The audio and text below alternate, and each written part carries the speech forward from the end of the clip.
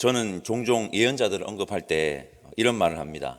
예언자, 그들은 때로는 모진 말로 질책도 하고 심판의 선언을 선포하지만 그들은 끝내 희망가이다. 그리고 우리 역시 끝내 희망가여야 한다.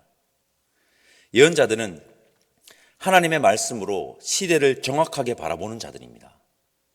그래서 때로는 질책의 말을 스스럼없이 쏟아내고 심판의 선언을 선포하지만 그들은 끝내 희망가일 수밖에 없습니다. 왜일까요? 그들은 시대 넘어 하나님이 이루시고 완성하실 하나님의 나라를 바라보고 있는 자들이기 때문입니다. 그 희망을 바라보는 자들은 끝내 희망가일 수밖에 없는 것입니다. 그리스도인인 우리 역시 하나님 나라를 꿈꾸는 자들이기에 끝내 희망가임을 잊지 맙시다. 오늘도 희망으로 하루를 살아가는 저와 여러분들 되시기를 바랍니다. 성도 여러분, 말씀으로 시대를 정확하게 바라보고 반드시 완성될 하나님 나라를 희망하면서 오늘을 성실하게 살아가는 것, 이것을 다른 말로 해볼까요? 건강한 종말론적 신앙입니다. 건강한 종말론적 신앙을 가진 신앙인이 오늘 함께 예배드리는 우리들이기를 다시 한번 소망합니다. 오늘 본문 40장에서 에스겔은 바로 그 희망을 하나님이 보여주신 환상을 통해 바라봅니다. 우리 1절 말씀 우리 함께 읽어보겠습니다. 1절입니다. 우리가 사로잡힌 지 25째 해 성이 함락된 후 14째 해 첫째 달 10째 날에 곧 그날에 여호와의 권능이 내게 임하여 나를 데리고 이스라엘 땅으로 가시되. 아멘. 1절에서 저의 눈에 들어온 것은 사로잡힌 지 25째 해입니다. 사로잡힌 지 25째 해. 여기서 25째 해는 주전 573년입니다. 구약학자들은 이 주전 573년 첫째 달 10째 날을 두고 희년과 관계가 있다, 아니다, 유월절을 준비하는 날로 유월절과 관계가 있다라는 다양한 해석을 내놓습니다. 희년과 유월절은 회복과 구원의 사건으로 에스겔이 본 성읍의 환상과 연결점이 있습니다. 저는 1절에 사로잡힌 지 25째 해라는 구절을 묵상하면서 단순하게 이런 생각을 했습니다. 세월이 많이 흘렀구나. 세월이 참 많이 흘렀구나. 우리는 2600여 년 전 이스라엘 백성들이 경험했던 역사적 경험과 비슷한 경험을 한 나라입니다. 바로 일제강점기입니다. 1905년 을사늑약, 1910년 한일병탄이라는 치욕의 날을 경험하였습니다. 그렇게 35년이라는 긴 시간을 일제강점기라는 아픈 역사의 시간을 보냈습니다. 대한민국의 독립을 끝까지 희망한 사람들도 있었지만 많은 사람들은 희망을 가지지 않고 포기했습니다.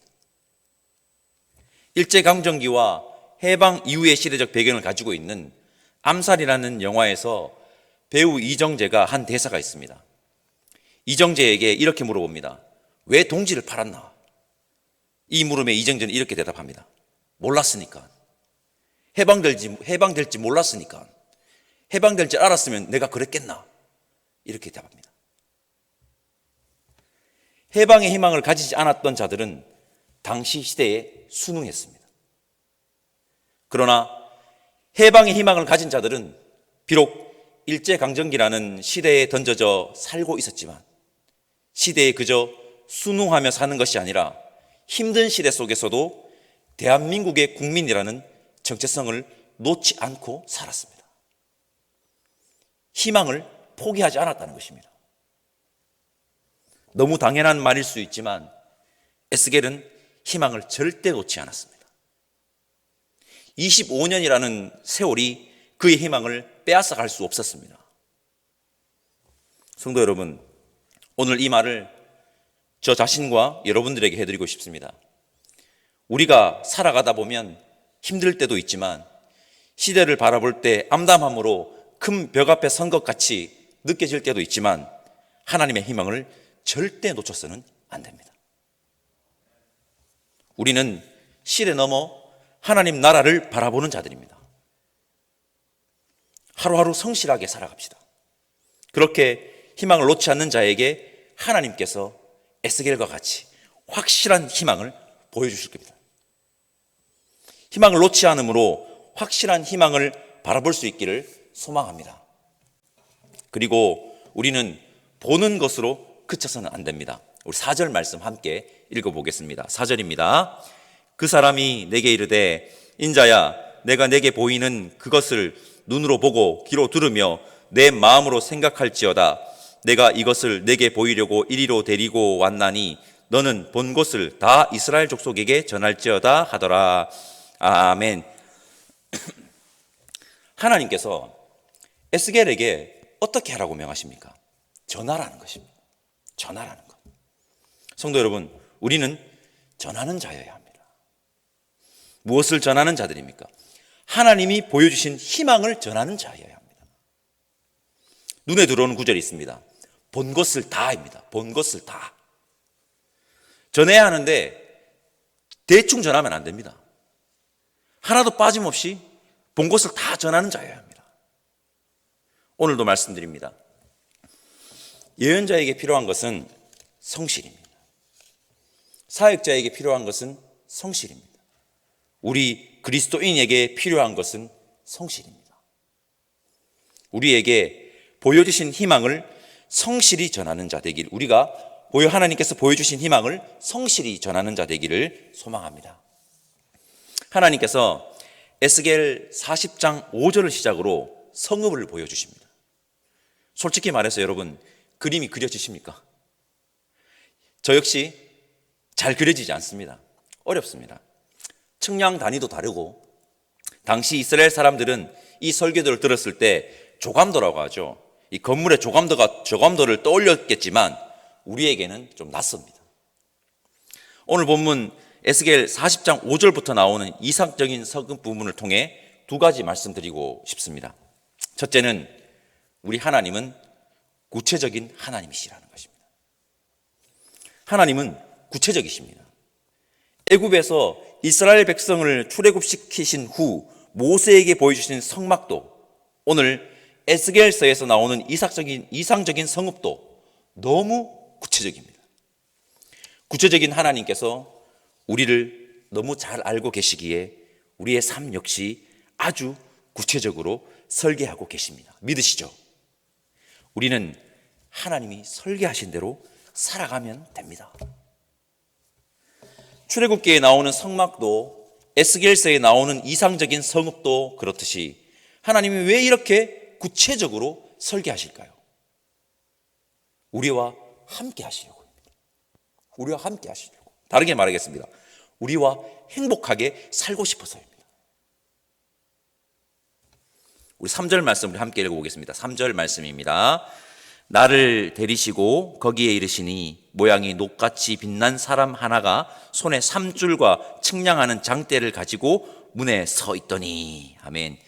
3절에 삼줄과 장대가 나옵니다. 삼줄과 장대는 건물이 바르게 서 있나, 건물의 크기가 정확하게 건축되어 있나를 재는 도구입니다.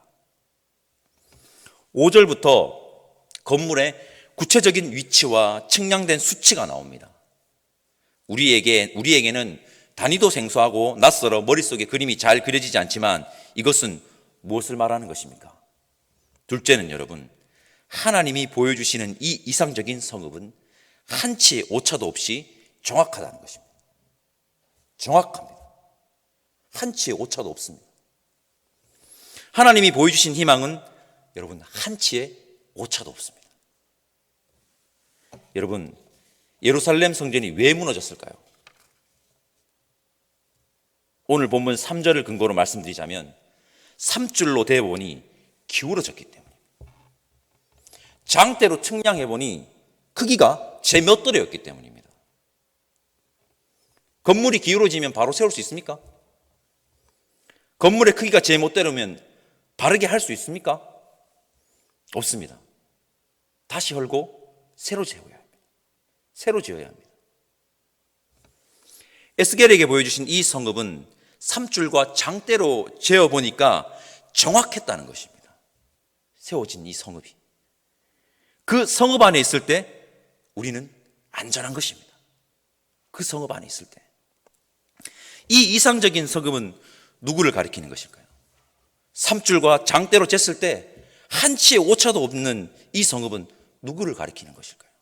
바로 예수 그리스도입니다. 예수 그리스도. 한치 오차도 없습니다. 정확합니다. 여러분, 우리는 하나님의 정확한 희망, 완전한 희망이신 예수 그리스도 안에 있을 때 어떻습니까? 안전합니다. 우리 모두 예수 그리스도 안에 거하는 자들 되기를 간절히 소망합니다. 성도 여러분, 우리는 희망을 절대 포기하지 않는 희망가들이 되어야 합니다. 그 희망가들이 됩시다. 그리하여 하나님이 보여주시는 시대 너머의 희망을 바라보는 자들이 됩시다. 바라보는 자에서 그치면 안 됩니다. 우리는 하나님이 보여주신 희망을 전달하는 전달자여야 합니다. 그리고 정말 중요한 것, 그 희망 안에 거하는 자여야 합니다. 우리 예수 그리스도 안에 거하는 자 되시기를 다시 한번 소망합니다. 시대 넘어 희망을 바라보는 자, 그 희망을 세상에 전하는 자, 그 희망 자체이신 예수 그리스도 안에 거하는 자, 보고 전하고 거하는 자 되시기를 간절히 소망합니다. 기도하겠습니다. 우리에게 정확한 희망을 보여주신 하나님 감사합니다. 오늘도 하나님의 말씀 앞에 서게 하시니 또한 감사합니다. 우리가 이 시대에 바른 희망을 바라보고 전하고 거하는 자 되기를 원합니다. 예수님을 바라보고 전하고 그 안에 거하는 자 되기를 원하오니 성령 하나님 우리와 함께하여 주옵소서. 감사하옵고 우리를 위해 이 땅에 오신 예수님의 이름으로 기도드립니다. 아멘. 하늘에 계신 우리 아버지, 아버지의 이름을 거룩하게 하시며 아버지의 나라가 오게 하시며 아버지의 뜻이 하늘에서와 같이 땅에서 이루어지게 하소서. 오늘 우리에게 일용할 양식을 주시고 우리가 우리에게 잘못한 사람을 용서하여 준 것 같이 우리 죄를 용서하여 주시고 우리를 시험에 빠지지 않게 하시고 악에서 구하소서. 나라와 권능과 영광이 영원히 아버지의 것입니다. 아멘.